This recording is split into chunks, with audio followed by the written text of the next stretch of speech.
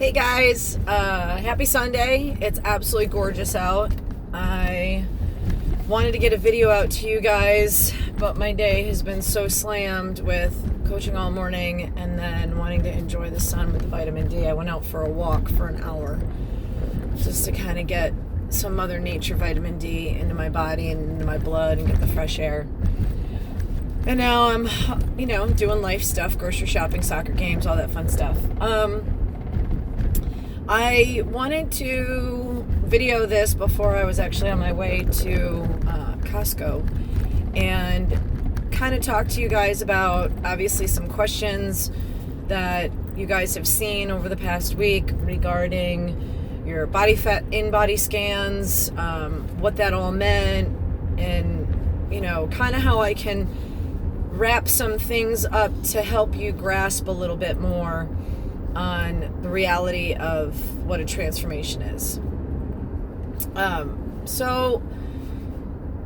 Obviously a transformation challenge, when we look at it in a fitness standpoint and, in a corporate standpoint with Orange Theory, our goal is an 8-week challenge. The 8-week challenge is to kick off, obviously, a new year, a new goal, a new thought. But the reason why we start it with the word transformation is because that's really what it's about. It's about a transformation.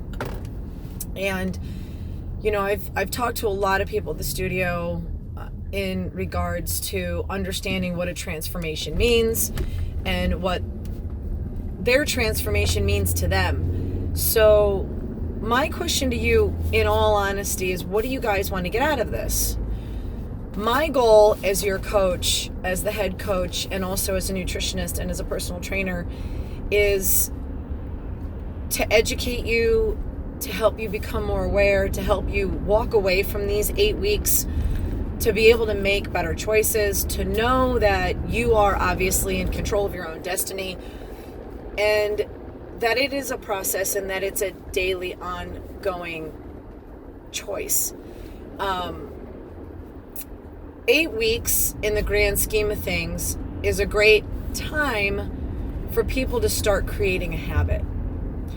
And that means that either it's you committing to more than 2 times a week in a gym, in a studio at Orange Theory, or anywhere for that fact, or it's you committing to eating more fruits and vegetables, or it's you committing to not eating processed foods, or it's you committing to getting more sustained cardiovascular training into your routine, or it's you committing to just being more organized. That's really how long it takes. They always say the 30-day or the 60-day, or it takes 30 days to break a habit. It really just takes 1 day to break a habit. When it comes to health and wellness and your journey of wanting to transform, as I tell everybody, a caterpillar goes through its stages for many, many weeks and months before it weaves its cocoon and it becomes its butterfly. So depending on what your goals are, you have to realize that this is a forever ongoing transformation, and that you guys really need to be humble with yourselves. I've talked to a handful of you guys that have been super frustrated with yourselves. Your body fat has gone up, your weight has gone down, and I'm just going to answer that question right there. Why? Everybody keeps asking me why. And I'm going to say this honest, Jane transparency as I possibly can.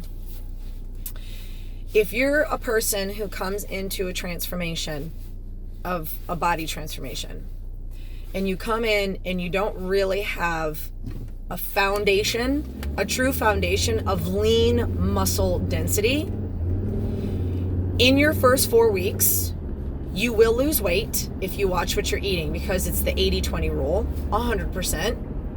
You will lose water, but you will also lose muscle. And it goes back to the reality and to the old school theory of you have to break it down to build it back up. And muscle takes a very long time to grow. It takes a very long time to build, and it takes a very long time to repair, so that you can be able to come back to where you want to be able to get to and then grow from there. I'll put it in its most simplistic terms. As an athlete, depending on whatever sport you may or may not have done, you know that there's what we call a periodization of training. Let's just take high school, for example. Maybe you never were an athlete in your previous life in high school, but your kids are now, or your nephews or your nieces are now, or your best friends' children are now. You have a season.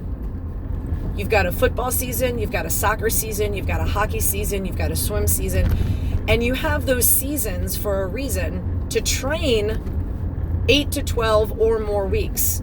And if you're an elite athlete in that sport, you're training all year round. Are you training as hard as you're supposed to be training all year round? No. You take time off, and then you come back into it, and then you take time off.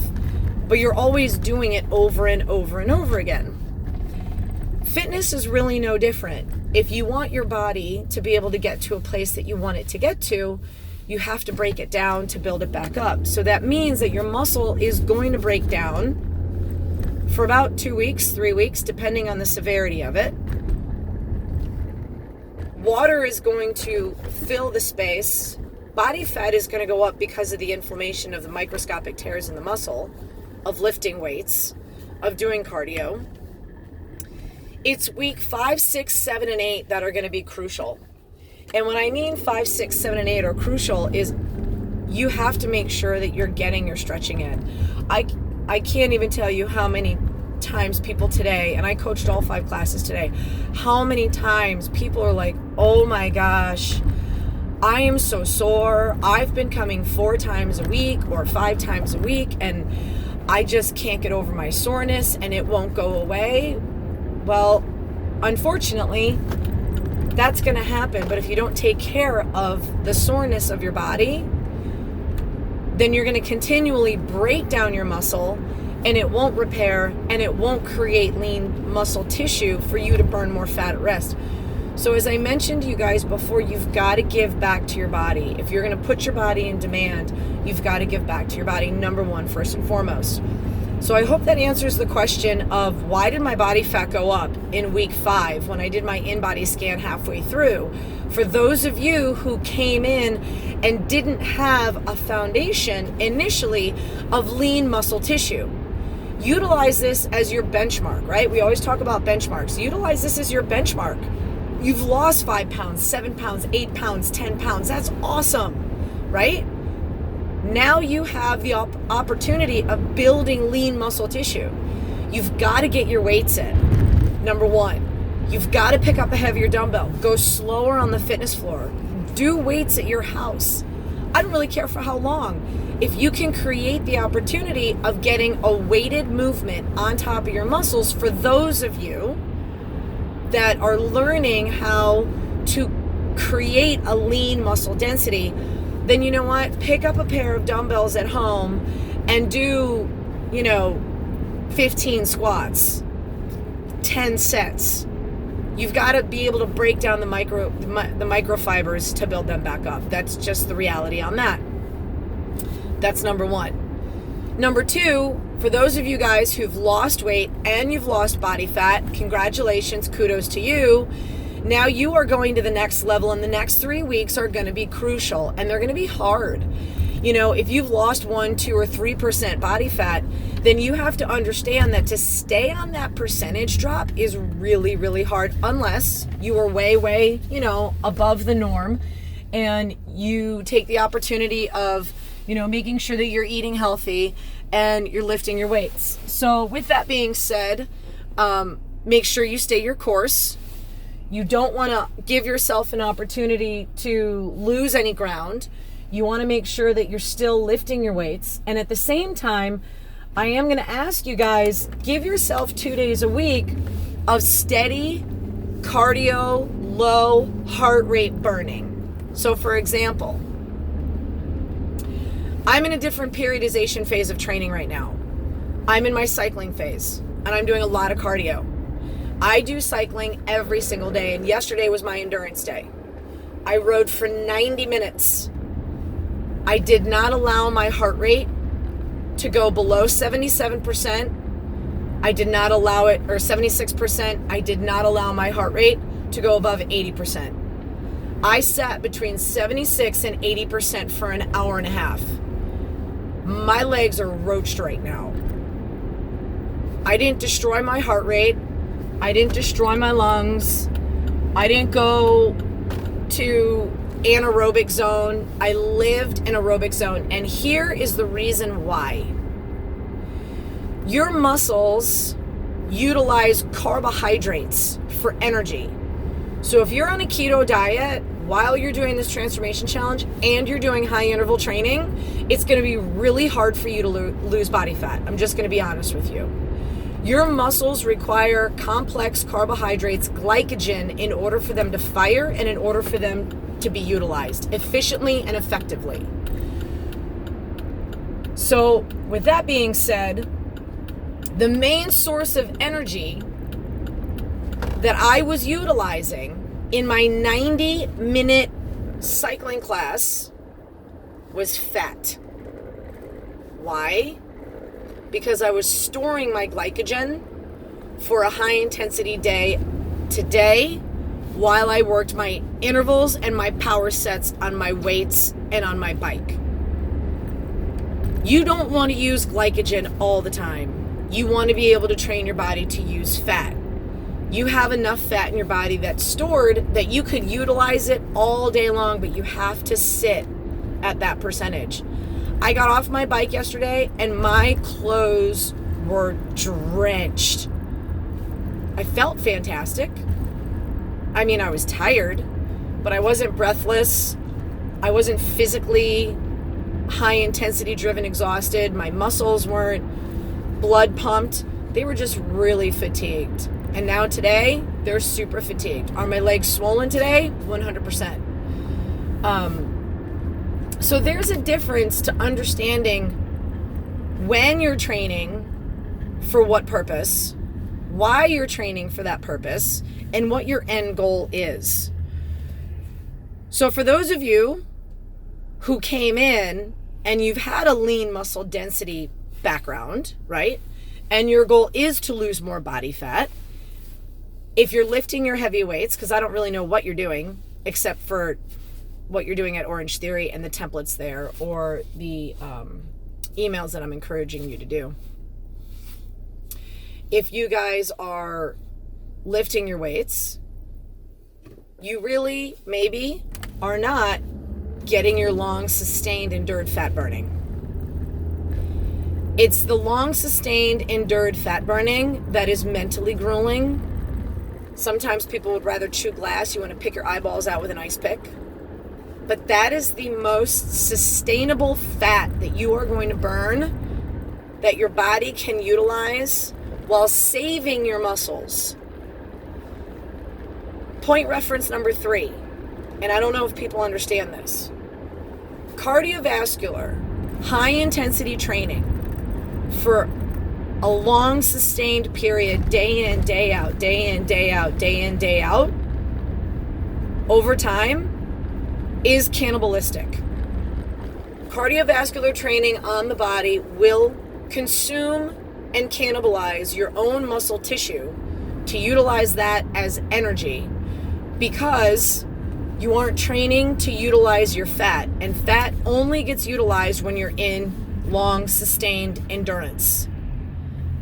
Glucose, glycogen, and carbohydrates are used during high interval training. So utilize your Orange Theory in a smart way. Lift your weights. You only have 12 minutes, maybe 23 if you're into 2G. Be conscientious when you're in your cardio zones, on your tread, on your bike, on your strider. Really be cognizant of your rowing. If you're someone that doesn't get into the orange zone on the rower, it's wasted time, because your time on that rower isn't for 15 minutes straight long endured unless you're doing a 2K or a 5K or a 12-minute straight row. You're working power. So you really have to maximize the amount of power per drive in your legs to get your heart rate up into that zone. And it's not going to feel good. And it's not easy. So think about when you're in class over the next 3 to 4 weeks. Just making you aware of your fitness habits and your challenges and your workouts. Your nutrition is really, I can't control what you guys put in your mouth. I can only encourage you and I can only educate you. So the reality about your nutrition coming in is it really should be a 60% protein intake, especially for you guys. I mean, Orange Theory people, honestly, all the way across the world. We burn a shit ton of calories and a lot of carbohydrates, and we don't consume enough protein. And that is just the truth. With the amount of high intensity interval training that we do day in and day out, we don't consume enough protein. So you have to supplement it somehow, some way. Whether it's coming from fork and knife food, whether it's coming from supplementation, whether it's coming from shakes, whether it's coming from, whatever you want to have it come from, be smart about it. Your energy while you're in your workouts, your carbohydrates. For example, yesterday was the Orange 90.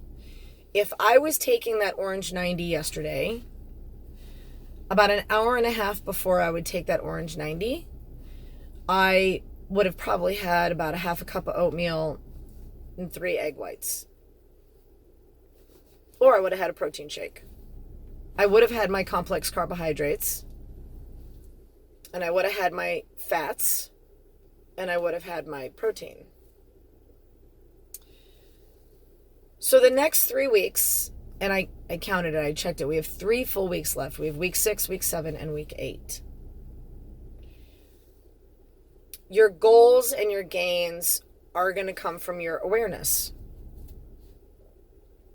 Is it doable? Totally, 100%. Can you drop body fat? Yes, you can. Can you grow tremendously in your lean muscle tissue? Not a tremendous amount, but it's there and it's doable. Incorporating intermittent fasting is going to be a key.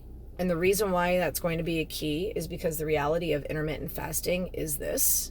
When you intermittent fast, whether you do it alternating days, whether you do it during certain hours of the day, whether you're doing a nutritional cleanse in with your intermittent fasting, what people really don't understand what it does on a molecular level and on a cellular level in the muscle is that it allows the muscle to repair. At the same time, it allows the body to utilize fat while living, breathing, sleeping, and also burning and utilizing energy for fat while working out. And it also increases our own hormone that we produce personally called HGH. We actually produce our own HGH, our human growth hormone. That's why it's called human growth hormone. And the only way that you can produce HGH is through intermittent fasting and nutritional cleansing. It's the only way it can be produced now as we age. Once you work IF, intermittent fasting, or NC's nutritional cleansing into your routine, when you finish whatever your section of whatever it is, however you want to do it, all of the hormones that have been released in the body during the intermittent fasting gets dumped back into the muscles, back into the muscle. It's reabsorbed. Do you do it all day long? I wouldn't. Do you do it every day? I wouldn't. It has to be systematic. It's like I said in our email last week. We are survival of the fittest. And your brain is the number one thing that knows what it's doing if you're doing it consistently over and over and over and over and over again. So when I get members or clients come to me and say, hey, I've been doing this training routine and everybody tells me that it's going to work and I've been doing it for, 8 weeks or 10 weeks and I've hit a plateau and nothing's changing. Well, that's normal. So keep in mind that when you guys are working on your routine and that when you are working on your nutrition and you get my email today, take everything that I just said into context, Don't take it offensively. Learn from it and know that it is a journey and that it is a transformation and that it has to come at a progression, and be kind to yourself. And that's honestly my number one thing. So the next 3 weeks are going to be huge, but they're going to be good, right? Microscopic tears, break down, build up.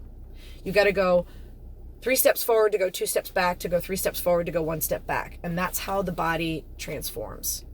It's not going to happen overnight, and there's no magic pill. But you guys are doing awesome. I've seen 8-pound losses, 10-pound, 20, 30, 40-pound losses, and I am so proud of you guys that you've taken this opportunity as a commitment for you to be able to make a change for you, regardless of the $500 monetary value, whether that was the initial dangling carrot or not. I'm really proud of you guys, because I really hope that you'll continue this after the 8 weeks are over.